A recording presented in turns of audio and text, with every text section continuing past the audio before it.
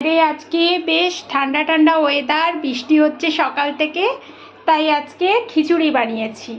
খিচুড়ির মন করছিল, একটু ঠান্ডা ঠান্ডা ওয়েদারেই খেতে ভালো লাগে। এই যে আজকে কিছু কিছু সবজিগুলো দিয়ে, গাজর, বিনস, তারপর একটু লাউ ছিল, এসব দিয়ে একদম একটু নরম নরম করেছি।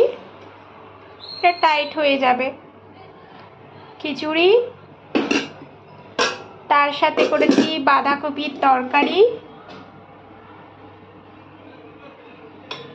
একদম মাখা মাখা করে, শুকনো শুকনো করে।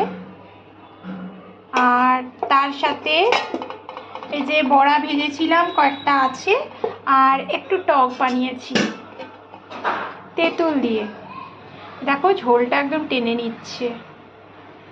বড়াগুলো মানে একদম ফুলে ফেপে উঠেছে ঝোলে দিতে।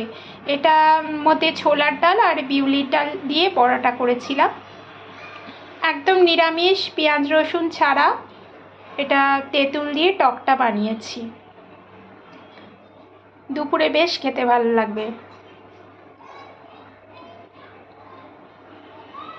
চলো, আজকে রান্নাবান্না এই। তোমাদের কেমন লাগলো অবশ্যই জানিও।